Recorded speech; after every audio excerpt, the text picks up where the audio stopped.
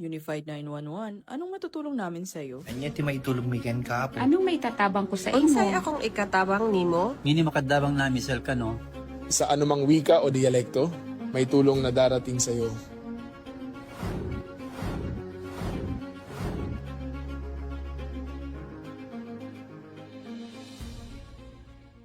Lilingkod sa bawat Pilipino at magbibigay ng tamang impormasyon para sa tahimik at maayos na Pilipinas. Police News Network, alagad ng batas, tagapagtaguyod ng balitang pulis, sandigan ng mamamayan, patnubay ng katotohanan. La Campo Crame, maghahatid ng pinakahuling kaganapan at nagbabagang balita. Ito ang PNN Police News Network. At ngayon, ang inyong mga tagapagbalita. Magandang araw, bagong Pilipinas. Ako ang inyong alagad ng batas, tagataguyod ng balitang pulis. Ako si Patrolwoman Resalie Umalay. Maghahatid ng tamang balita, kwento ng pulis at serbisyo para sa mamamayan. At ito ang PNP News Online. Ang pangunahing balita ng Police News Network. Alagad ng batas, tagataguyod ng balitang pulis.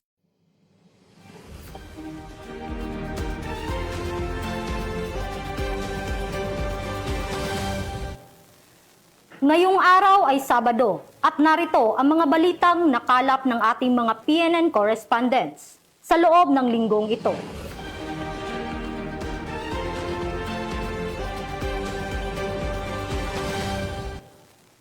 Ilang police applicants ang nabigo sa kanilang pangarap na makasali sa hanay ng pulisya matapos bumagsak sa Body Mass Index, requirements ng Philippine National Police. Ayon sa ulat, ang pangunahing dahilan ng pagkabigo ay kakulangan ng pisikal na preparasyon at mga hindi pagsunod sa tamang diet bago ang screening. Ito ang balitang tinutukan ni PCMS Mauricio B. Ruiz.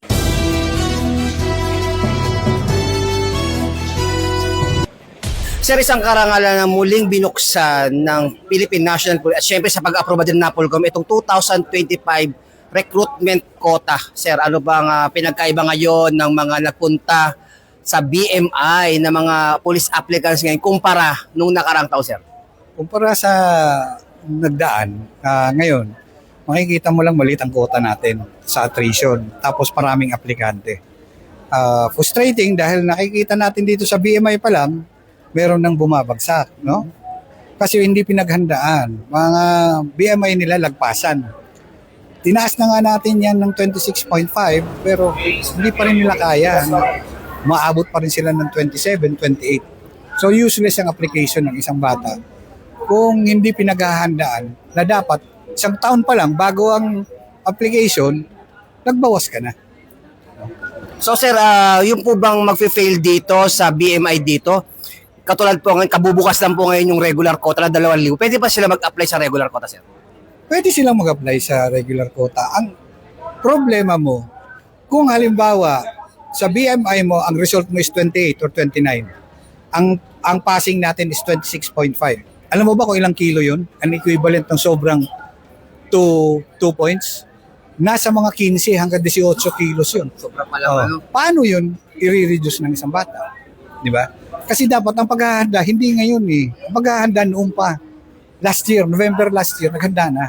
So sa ating, alam natin kay Sir Delgado, Atty. Delgado, ano ba talaga sir yung pinakamabisang paraan bago sumabak sa PNP recruitment o pag-apply sa police ng paghahanda, sir? Ilang months na dapat sir palagi, sir? Parati nating ini-insist yan. 1 year. Minimum yan. Kasi dito, kanina, may in-interview na naman ako. Pangatlo na niya, bumabagsak pa rin siya sa agility. Same, takbo. So, useless yan. Kasi sabi ko sa kanya, failed ka na naman sa takbo ngayon. Kasi sigurado ako, hindi nag-practice. Yun ang problema nila. Kasi hindi naghahanda eh. Ang iniisip nila dito, makapasok lang. Nagsiset na makapasok. Hindi nagsiset na i-prepare ang sarili. Doon nagkakaproblema. So sir, meron ba tayong estimated na o-taking ng attrition at saka regular quota o sabay sila niyo?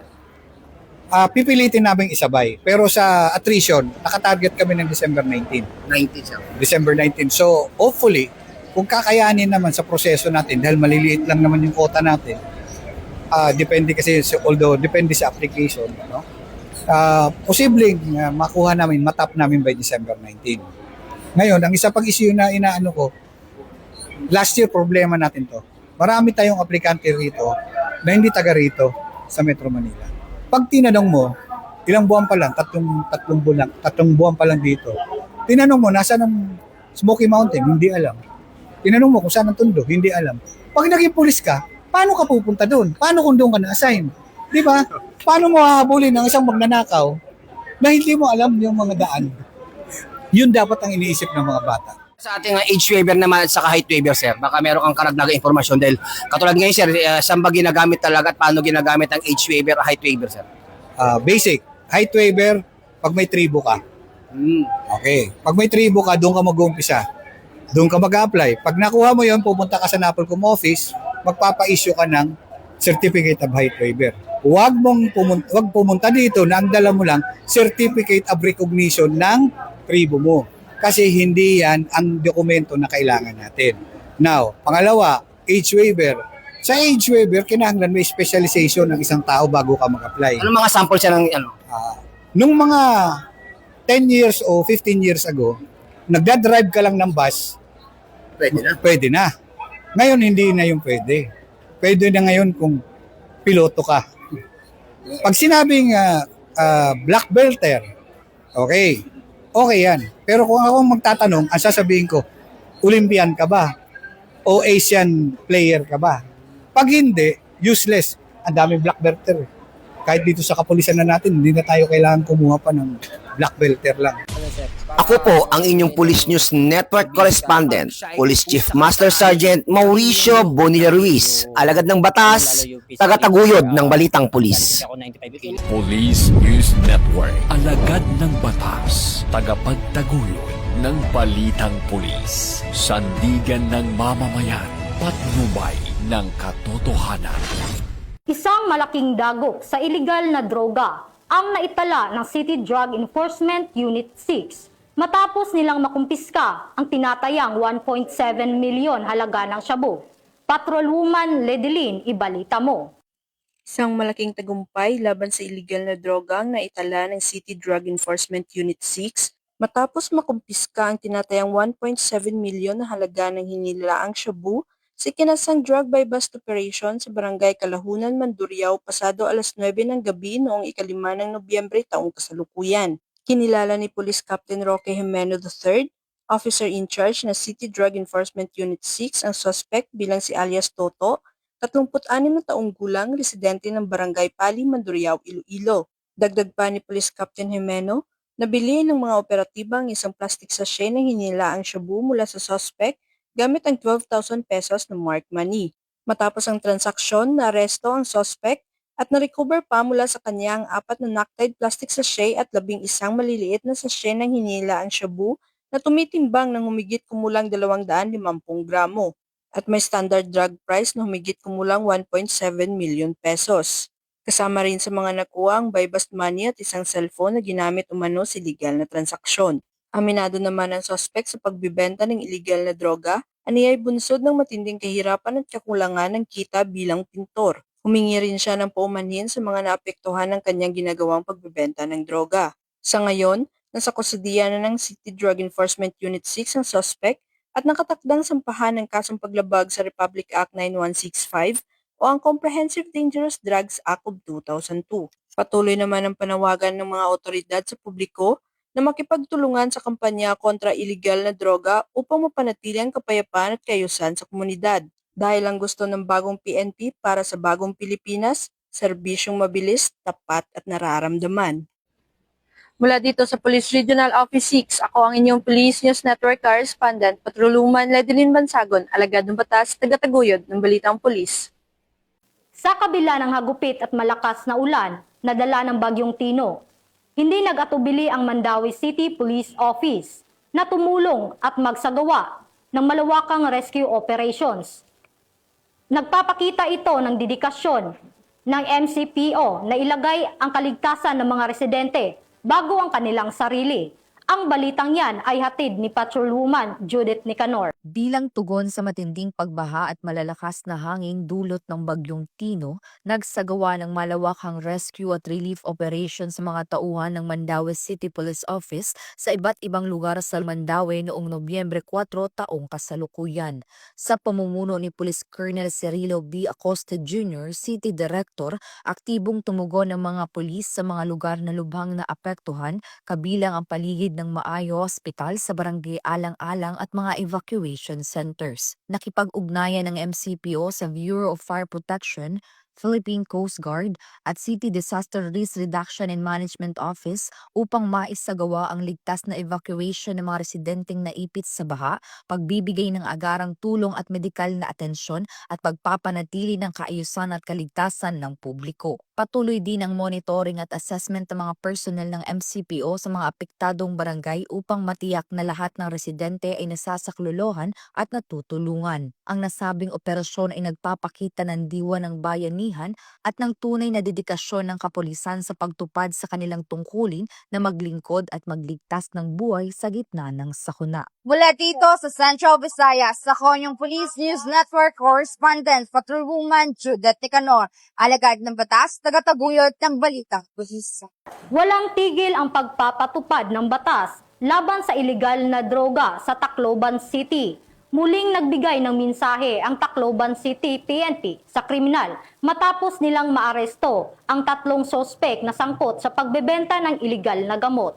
Patrolwoman Cristel Palafox, ibalita mo. Arestado ng mooperatiba ang 3 drug suspect sa kinasang bypass operation matapos mahuli sa Barangay 1 and 4 Tacloban City. Bandang alas 2:07 ng madaling araw ng ikasang operasyon ng mga tauhan ng Tacloban City Police Station 2, Station Drug Enforcement Unit sa koordinasyon sa Philippine Drug Enforcement Agency 8. Nakumpiska sa mga suspek ang 7 pakete ng hininalang shabu na may tinatayang timbang na 14.9 na gramo na nagkakalaga ng 101,320 pesos at mga drug paraphernalia. Maharap ang mga suspek sa kasong paglabag sa Section 11, 12, 15 at 26 Article 2 ng RA 9165, a Comprehensive Dangerous Drugs Act of 2002. Ang matagumpay na operasyon ay bunga ng pagpapaigting ng Tacloban City PNP, katuwang ang iba pang ahensya ng gobyerno sa kampanya laban sa ilegal na droga upang matiyak ang kaayusan at kapayapaan sa nasasakupan.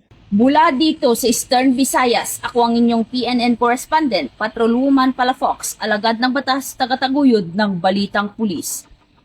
Patuloy na kaagapay ang Philippine National Police, lalong-lalo na ang mga pamilya na labis na tinamaan ng Bagyong Tino at tinitiyak ang kaligtasan ng bawat mamamayan.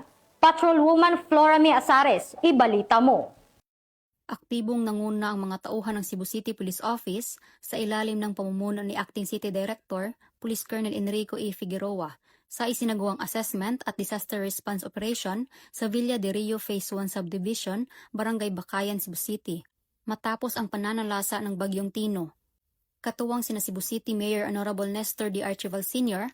at iba pang ahensya ng pamahalaan, isinagawa ng CCPO ang inspection at roving operations upang suriin ang lawak ng pinsala, matukoy ang agarang pangangailangan ng mga residente, at may patupad ang mga kinakailangang hakbang sa disaster response at public safety.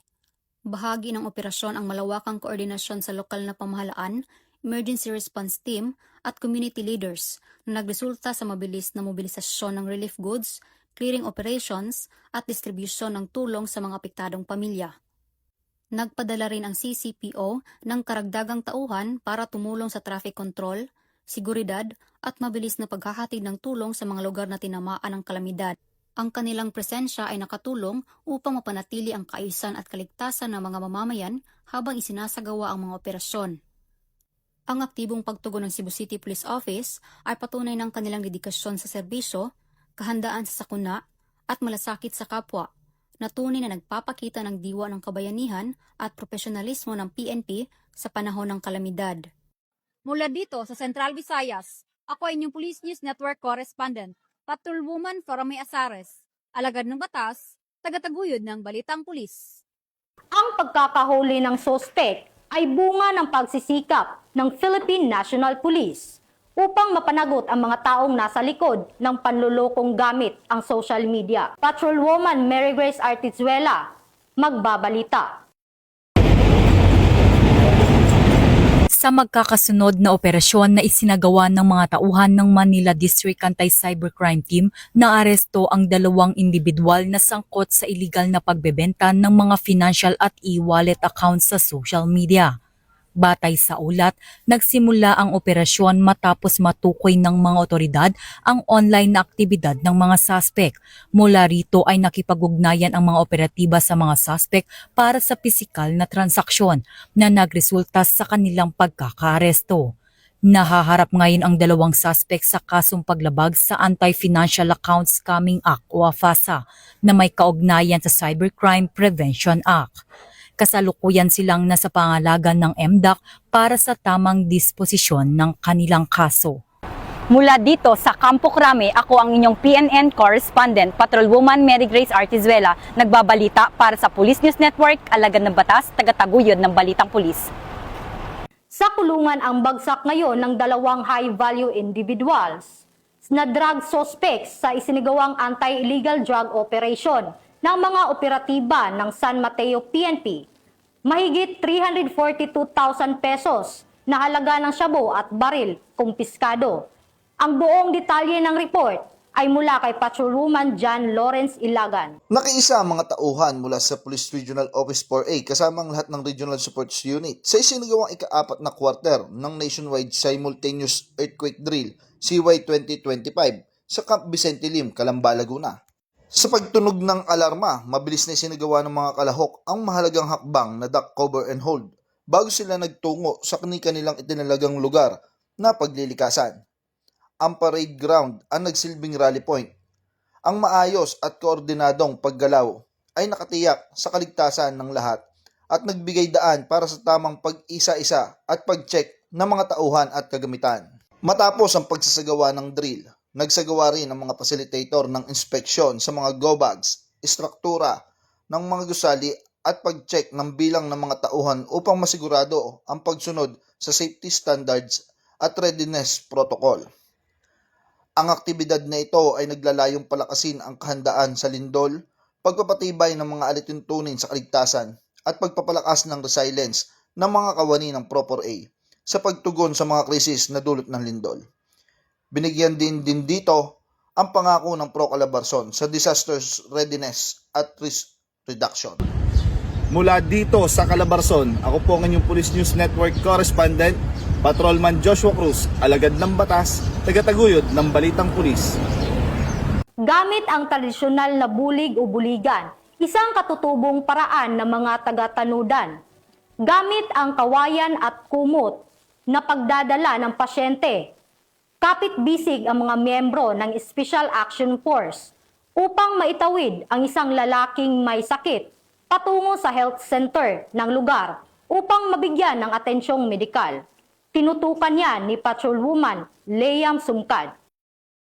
Muling ipinamalas ng mga tauhan ng 111th Special Action Company, 11th Special Action Battalion, Special Action Force ang diwa ng tunay na serbisyo matapos silang tumulong sa pagligtas at paghatid ng tulong medikal sa isang residente ng Tanudan. Ayon sa ulat, agad na rumisponde ang mga tropa upang tulungan si Pastor Kalading na nakararanas ng matinding pananakit ng ulo, likod at pagsusuka. Si PSMS Philip Kidding na nagsilbing medic ng grupo ay nagbigay ng paunang lunas bago isinagawa ang transportasyon ng pasyente patungo sa Tanudan Rural Health Unit 1 sa Mabacat, Tanudan, gamit ang tradisyonal na bulig o buligan. Isang katutubong paraan ng mga taga-Tanudan sa pagdadala ng may sakit gamit ang kawayan o kahoy at kumot. Matagumpay na naihatid ang pasyente sa pasilidad. Sa pagdating nila, agad na tinanggap ni Dr. Glenda Banawag ang pasyente at nagbigay ng gamutan na may paunang diagnosis ng matinding urinary tract infection o UTI. Ang mabilis na aksyon at koordinasyon ng mga tauhan ng 111th SAC ay patunay ng kanilang dedikasyon sa serbisyong publiko at malasakit sa kapwa, isang ehemplo ng tunay na diwa ng pagsisilbi at bayanihan. Mula dito sa Regional Police Community Affairs and Development CAR, Ako ang inyong PNN correspondent, Patrolman Sumkad, alagad ng batas, tagataguyod ng Balitang Pulis. At yan ang nakalap ng ating mga PNN correspondents mula sa iba't ibang panig ng bansa. Sa ngalan ng pamunuan ng Philippine National Police, sa pangunguna ni Acting Chief PNP Police Lieutenant General Jose Melencio Nartatis Jr. at sa pamumuno ni President Ferdinand Bongbong Marcos Jr. Kami ay maglilingkod sa bawat Pilipino at magbibigay ng tama at balansing balita. Mula rito sa tanggapan ng tagapag-ugnay ng pambansang pulisya, ako ang inyong alagad ng batas, tagataguyod ng Balitang Pulis. Ako po si Patrolwoman Resalie Umalay, maghahatid ng tamang balita, kwento ng pulis at serbisyo para sa mamamayan. At ito ang PNP News Online, ang pangunahing balita ng Police News Network. At ito ang bagong PNP para sa bagong Pilipinas. Serbisyong mabilis, tapat at nararamdaman.